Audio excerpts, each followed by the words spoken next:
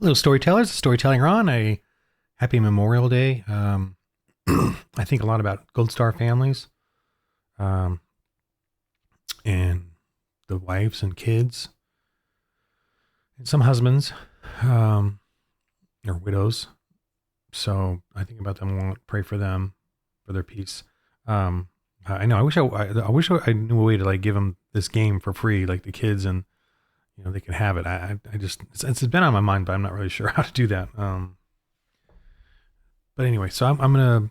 And anyway, I just wanted to mention that real quick. I'm also it's early morning, and my wife's we're getting ready for my daughter's wedding, so the English family's not all awoke yet that are here. So I'm gonna do a video real quick, and I've got a bunch of videos on my mind, so I'm gonna do this one. This is here. Let me just go to it. It's the bestiary. It's the how to be a pagan, how to play the pagans as a GM.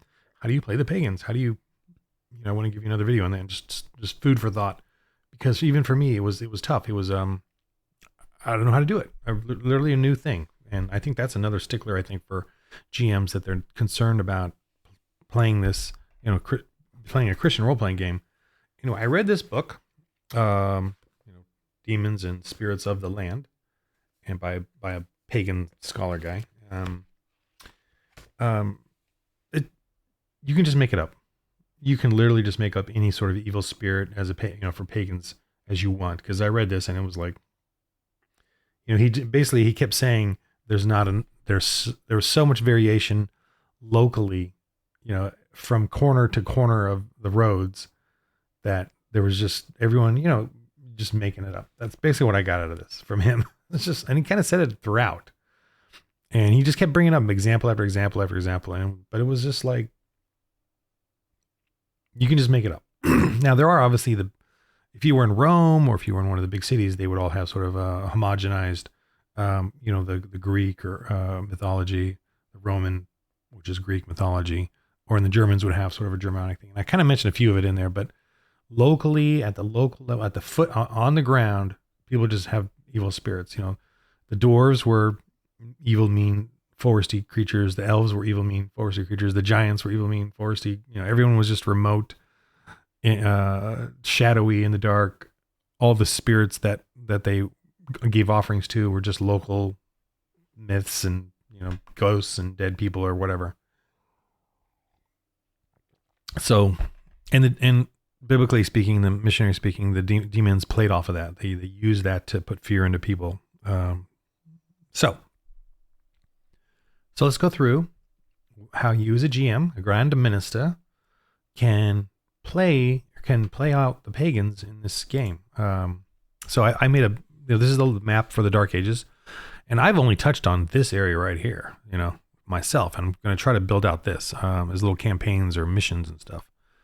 And these are just my suggestions or my ideas. And I've got a whole lycanthropy. I got a whole werewolf, wolf clan people like Vikings, or like the Northmen movie, which, if you want to see how Northmen really are and pagans really are, that movie did a good job of showing how they'll just kill children, and Christian children especially, and then enslave people.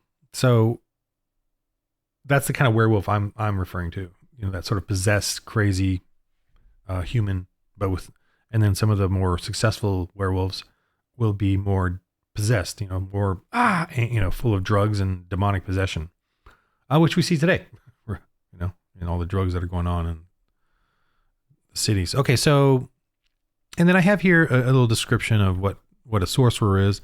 It's kind of, I didn't mention witch. I had magicians and witches, and I didn't bring in like a little witch thing. Sorry. I probably need to do that, or at least for an add-on, but anyway, so the sorcerers and witches can use these type of things. And the basic essence of casting magic or casting spells is that it either gives them bonuses to their minions, or it penalizes the Christians on their rolls. That's the basic essence of it. And I keep it really simple. Sometimes I break my own rules, by the way, which is okay to do, especially when you're in a game and you just need to play it quickly. The basic concept is that you will give them penalty dice. And the way I do it too is I roll and just make the difficulty a little higher. Like if they need a 14 to hit a villain, and then I can just make the witch says she casts a distraction on you or a fear on you, then if it's a 14 to hit, I'll roll a d4 and get, say, a 2, and I'll add that to the 14 defense and make it a 16. And I say that out loud to them. Because of your fear and trepidation, the witch is yelling and screaming at all of you and her vileness. You now need a 16 to hit, And I would have a saving throw. They do have resist. And so you can play that out if you feel it's a major factor. But if it's only a d4, I kind of just add it to the 16 and keep playing. But if they want to resist, I'll say, okay, I'll let you resist if you want. If they really want to stop the combat and do that, because that's them wanting to do that. It's not me throwing all these, slowing down the combat or whatever, the fun combat part. But if they feel like, can I resist? Or if a priest says, I want to bless them to resist that, there is bless, but there's also a resist for the Christian blessings. So I'll just do either one. I don't really care. I try to separate those out. I try to delineate the different blessings so that they have to gain those, like upgrades. But especially if we're all beginning playing, I'll let them use bless for resist and whatever else, So if they want to bless them and then try to resist that fear or whatever the malady or curse I kind of let them do it in the beginning. But then as they go along as a campaign, I want to delineate out that there's a resist blessing as well. And that's what the Christians do. They do blessings, or what do I call it? Blessings, or faith and blessings. What's the thingamadigger here? I'm forgetting my own power of faith. Blessings, yeah. So, all right, let me go back. I'm going to do a lot of babbling here. So, but I try to explain these type of things that affect during combat that the witch or sorcerer can do. And, harm. They can harm them. And it's basically them yelling and screaming at them and then, draining vitality from them. That's kind of what it is. Or they might, spew some sort of painful poison at them. And again, I also, right here under magic points, whereas Christians have, and this is historical, Christians have the word. That's all we use as missionaries. Pagans required pageantry, theatrics, drugs, all these things. So their faith points or magic points, same thing. But for Christians, it's just faith. We use our spirit trait. But for them, they need spirit for their, dark spirit. And they also need intellect because that's their preparation. That's their craftiness.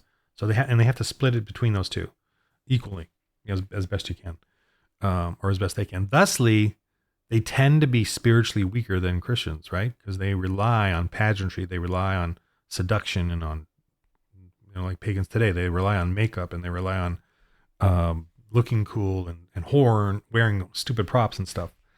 So that's how you want to portray them in the game. You want to portray them as they have to have a scenery or a theater, a stage, or their own whatever, and or drugs. They have to have puff out things, and that's their intellect.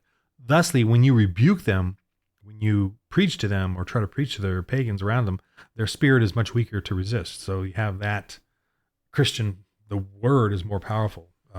So that's how I broke it down in the game mechanics. The rituals is based off of you just creating these for the story. Like, for instance, if the witch is using poisons and stuff to affect people, she's going to have some sort of ritual of concoctions, brewing, alchemy that she has, somewhere in her lair or place or whatever. Dark visions, she or the sorcerer is going to have a tent where they do the dark vision. So these kind of give you a clue, a guidance as to what kind of rituals they use, and then what kind of focus or center of their power is going to be, and where the Christians can go there and destroy this. So if the Christians come across this, they can destroy all this stuff and take that power away from them. And these rituals take days and days to perform, or hours or whatever.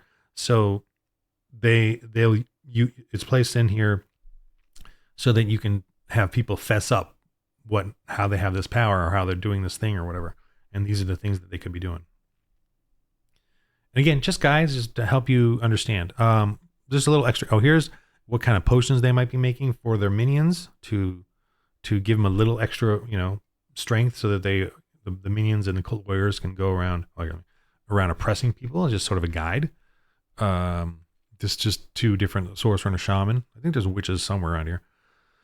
But similar. You can have them be quite similar. And as you can see, I spirit here is 4, intellect is 3. So I try to spirit 4, intellect 4. So they're always going to have a generally lower spirit than a Christian is. And then that's what they'll use for their magic points. And again, you got to think about each magic point they spend is a D4. Or if you spend 2, it's a D6. If you spend 3, it's a D8. So they'll be, that's their whatever that is against you or for their minions, to support them and give them strength in the combat or whatever is going on. Enemies. So Vitality and Vigor is the same thing in this game, except Vigor is used for the bad guys and Vitality is for good. I don't know what these are. Okay, did some Bible quotes verses there. Okay, so here is a little chart you can just use for your encounters if you want. You can just use this chart, like start off with basically a D4 +2 type of villains. That's what they do. Maybe they attack at +2. Their damage is D4. Their armor save is D4. One ability you can pick up one ability here. And again, this is just a guide. I kind of reference it once in a while, but I'll just make something up. As I'm creating any kind of creature, I'll give them an ability, and I'll think, well, I'll just make something up, or I'll come here and get something that they might have. For instance, Brood, beyond human strength, does +D4 damage. So it gives them an extra D4 to their damage. And again, that combines with the D4. It doesn't add a second die. So if they already have a D4 damage, then this D4 makes it a D6. Okay, so you combine most of the die ranks that get added to something. You don't add another die. And so here's just a guide for like going, what sort of fits into these categories. For beasts and for mankind. Okay, so in the game, you're generally going to have, this is kind of a nice way of playing out the game. If the missionaries are going on a mission to a village to discover something, you could have a road encounter or travel. And these things could be that, these are kind of basic. There could be like a shrine nearby that they first discovered, sort of a premonition of what's to come, like on the road. And you can have them go to it and see there's offerings, and then of course some sort of evil presence, and that evil presence draws in a swarm that attacks them or whatever, And then these can be placed in shrines and groves or wherever, or graveyards or wherever you think that they'll have to go and investigate. And you can always have a little encounter with one of these things.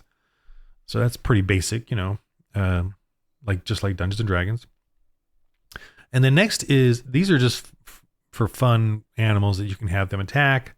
And these are really like treasures. Like if they kill these, they can then take them to the village as food and, as an offering or gift, to get on the good side of the villagers. And boars are really kind of notorious for being troublesome and used for, worship sometimes if they can get really big and powerful, because you can get really big boars, scary ones, giant ones. And on this side, and you can have a boar that's more similar to a bear as far as the size and power and strength and, vigor. But these are more like maybe pets of the sorcerer, like that they use as guards, or they've been fed certain drugs or things to, especially these bigger looking feral ones with the red eyes. Now the lion I kind of like as being imported, or maybe they're leftovers from the arenas. Same with the bear. But these could be local things too, in the forest and stuff, like a tiger-y type bear or lion or whatever. Because Europe certainly had lions in sort of in prehistoric, and I use prehistoric in this. So obviously now here's where you start encountering pagans, and these are the ruffian or the villagers or the brigands or the knaves that you encounter, and then of course the town guards.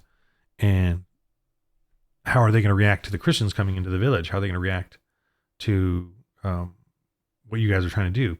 Convert, discover the pagan plot. They're probably part of it, or they certainly know about it. And they certainly are suspicious of Christians. They know who Christians are. They're all familiar with them. And it may be that their duke is a Christian light, because there was a big heresy going on at this time. But you could play it so that the duke may be Christian, but he doesn't really do anything. And so Christian in name only. And you can have these people being very not questionable as to what their motive is. And there's a chart that you can roll to determine the locals, like what their attitude is, and are they Christian? Are they hoping to be Christian but are very scared? Are they full on pagan and going crazy? And how do you basically it's kind of funny. You just play it like you would a D&D thing. You just play them as people wanting. They have their motives.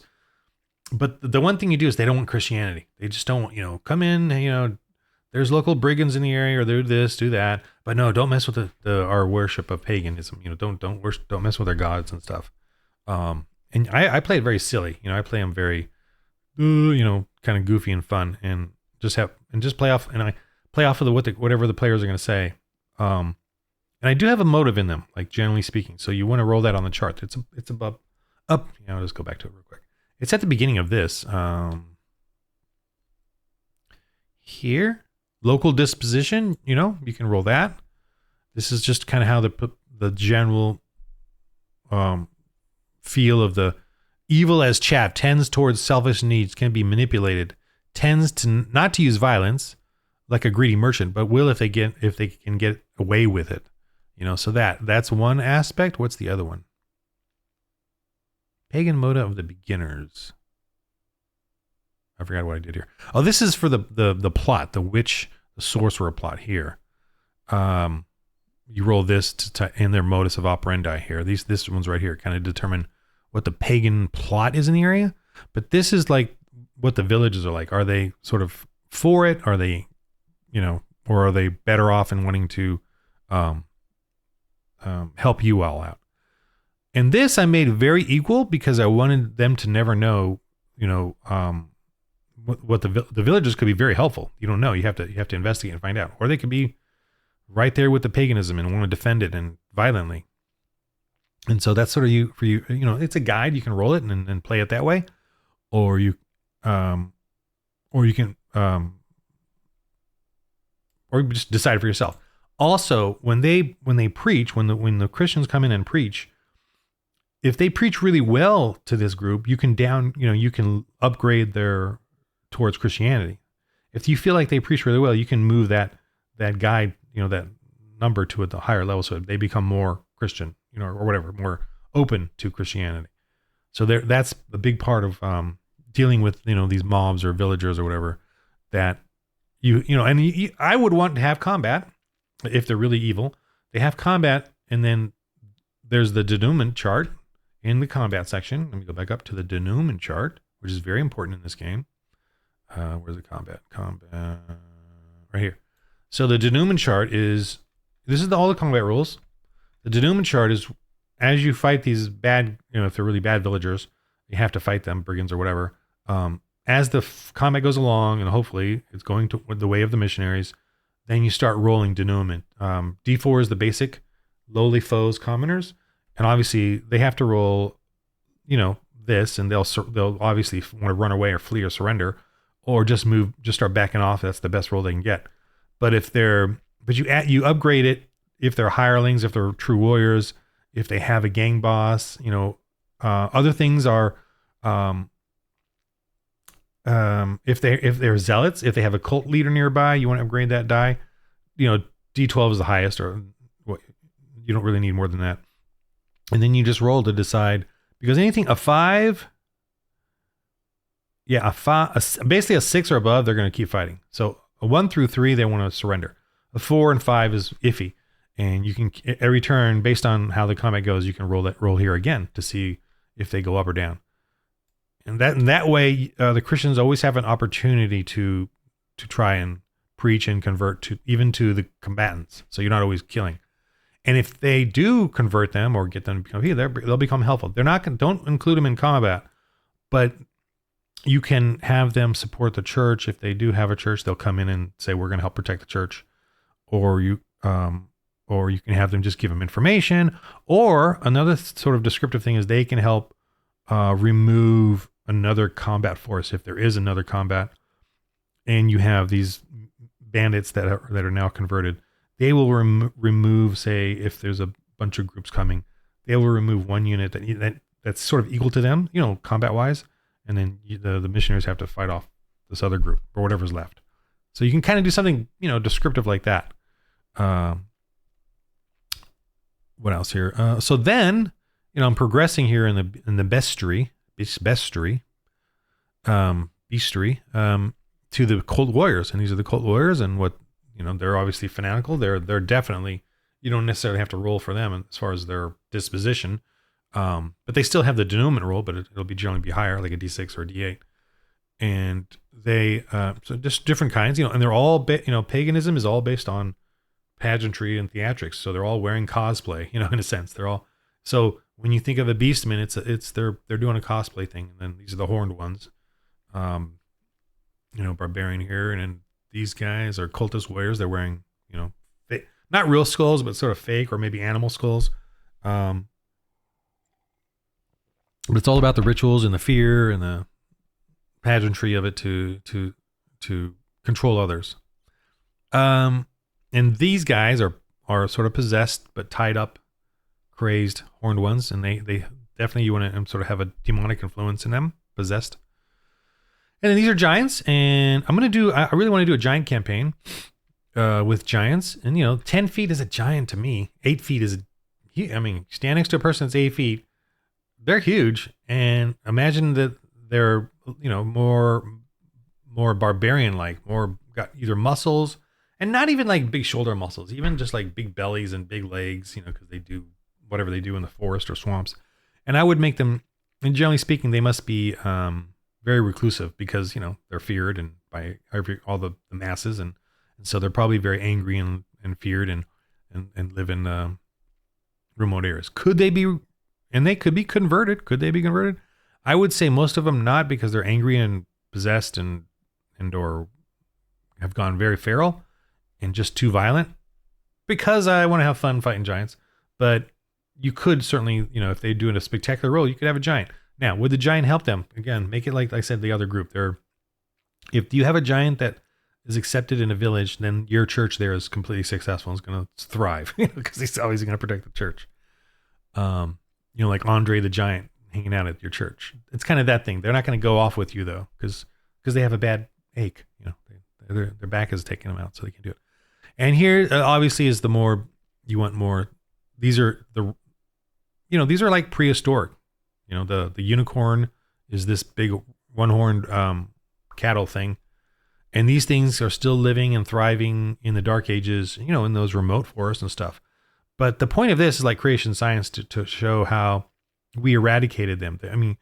They got more and more isolated in their little pockets in the Dark Ages, and then the villagers just started taking out things creatures like this.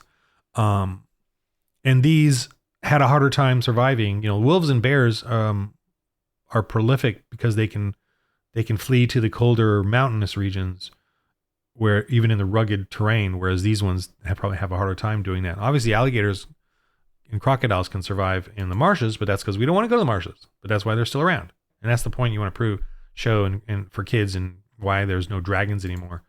We eradicated them. Boars can eradicate. And remember, these things, many of these, like the ones that grow larger, they need many years before they can start breeding. So it's easy for dogs, bears, boars, rodents to take out their eggs, before they even get a chance to take out their food source before they even get a chance to really thrive again. But the point is, in the Dark Ages, there's a few of these left, and they're angry and worshipped, right? Okay, so I've added in here some demonic, possessed, drugged out, feral, whatever type beasts that are worshipped or used by witches to terrorize an area, terrorize the land and keep their treasure, relic, shrine protected or whatever, and keep the people out, the villagers out. This guy here, mysterious tentacle beast, is kind of, is it a real beast in the water, or is it a seaweed, or is it a fear thing? It's kind of like up to you to play with that. And you could also say it's like a prehistoric beast too, that's just never been spotted, today, because they're soft flesh, and whenever they die, they don't really fossilize. So something fun like that. Evil spirits is, and to me, when they hurt someone, it's almost like they're draining them of their spirit, draining them of their, and it's sort of replicated in this, or necrotic touch. They're feeling some sort of curse, some psychological or real.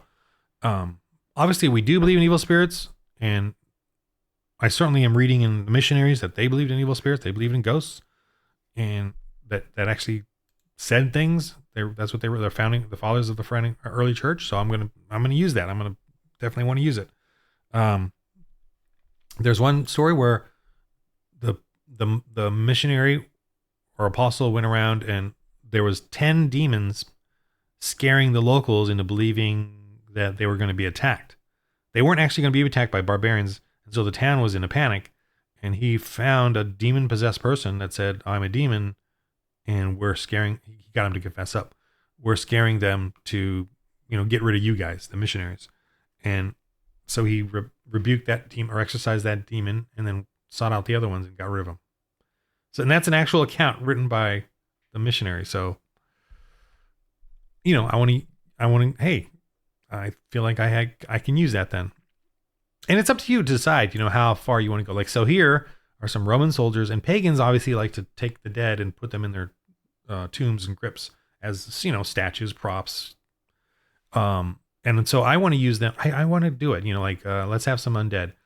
But you can also play it as like they're just standing there, and then the Christians have to fight a fear thing, and they're fighting it, feeling like they're fighting it just like normal, but it's really a fear thing. It's draining their spirit, their courage. And if they go down to zero, maybe they have a heart attack, or maybe they have a stroke, you could do that kind of thing too if you feel like you don't want to go too far into making it fantastical. And I do plan at some point making a more fantasy one, but it's still missionaries. You're still like in a fantasy land, with orcs and goblins and all, but and elves, I guess, but what, like more Lord of the Ringsy. But I have my Alfred series, book series, where it's like D&D or Lord of the Rings, very fantasy, and I'll probably do it in there, but I don't want to give it away just yet because I haven't finished the series yet. What setting I want to put this in there, but anyway. Cursed Roman mummy, same thing, that one's pushing. I think the Roman mummy's kind of pushing it, but I've just so many accounts in the missionaries where they went to a place and the place was possessed by an evil spirit, and so the dead corpse is possessed by an evil spirit and just causes deadly problems for the locals or for the missionaries, and they generally rebuke them. But there's been plenty of martyrs and stuff. That's it. I've got. This was a great one here, the old gladiator. He hates Christians and, fights them. And I have a great episode in the, on YouTube where they fought this guy, or, a version of him. And that was really good. So then I got some quests down here. So when you play the pagans, they're basically serving the sorcerer or witch in the local area. The sorcerer's goal is to get money and some influence over the people, and thus they get more money.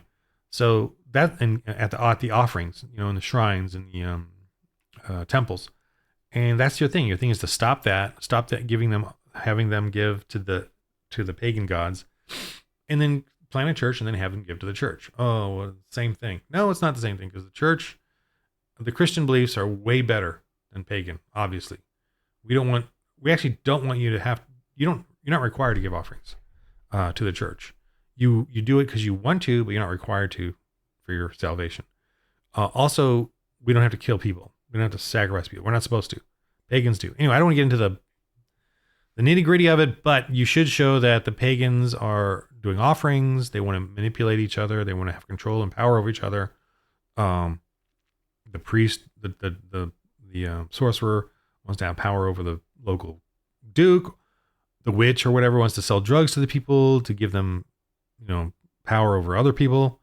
But it's all like offerings. Give them an offering, and then they'll give you that drug, or they're going to threaten them, right? Extortion. They're going to threaten them with, there's a terrorizing evil spirit, bear, wolf, or whatever in the area. And and you got to give offerings to the witch so that this evil spirit will not come and attack their village or their people or their roads or their farms.